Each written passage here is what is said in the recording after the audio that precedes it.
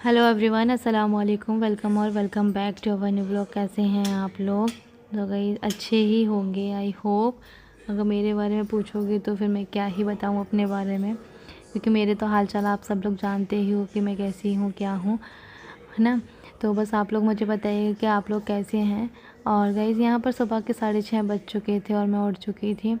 जिस दिन मैं घर को रात में नहीं समेट पाती हूँ, उस दिन मैं जल्दी उठ करके घर को समेटने की कोशिश करती हूँ, क्योंकि फिर जो है ना, पैर में कचरा चिपकता है, सारी चीज़ें बिखरी हुई होती हैं, तो मुझे ऐसा काम करने में मन नहीं करता है, क्योंकि सुबह इतनी ज़्यादा हौच-पौच होती है ना कि फटाफट फटाफट सारी चीज़ें करनी पड़ती हैं। तो बस अभी मैं उठ गई थी, तो मैंने बेडशीट वगैरह मुझे चेंज करनी थी, वो चेंज करी, सोफ़ा कवर लगाना था वो लगाया।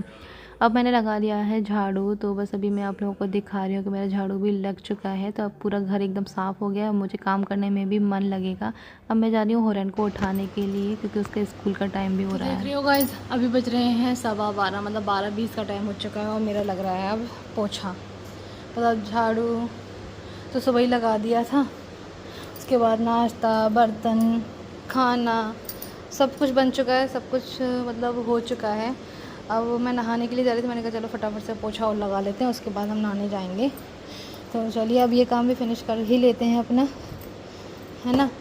और बस अभी थोड़ी देर में हुरैन भी आने वाली है, तो उसी का ही वेट कर रही हूँ। मैं जल्दी जल्दी से लगा लूँ, वरना फिर वो ना सूख नहीं पाएगा पोछा और फिर उससे पहले वो लोग आ जाएंगे। तो इस वजह से फटाफट से लगाते हैं।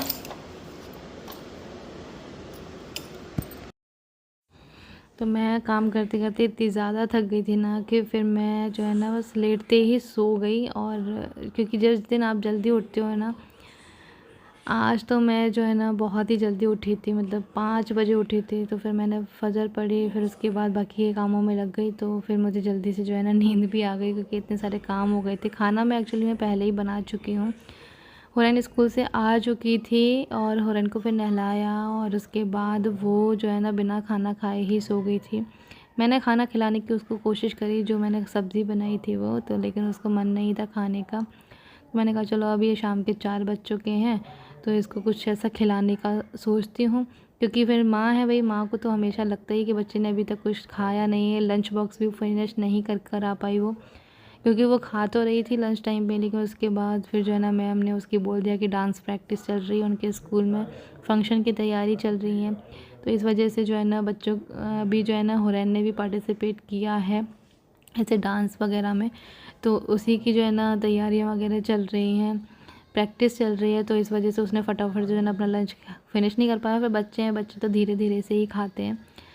तो अभी जो है ना मैम ने भी बोल रखा है कि इसको थोड़ा सा जल्दी भेजा करो, स्कूल के टाइम से भी पहले थोड़ा जल्दी ही भेजना पड़ता है मुझे, क्योंकि इसकी प्रैक्टिस की वजह से, क्योंकि 1-1.5 घंटा तो शायद वो वहीं पर ही लेती हैं डांसिंग वगैरह में।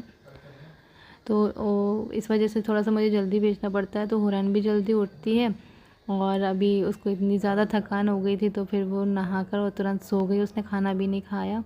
तो मैंने कहा चलो अब खिलाने की कोशिश करती हूँ इसको। मैं बना रही थी आज बिल्कुल थोड़ा सा ही मैंने बनाया, मतलब काली मिर्च और ग्रीन मतलब हरी मिर्च वाला चिकन।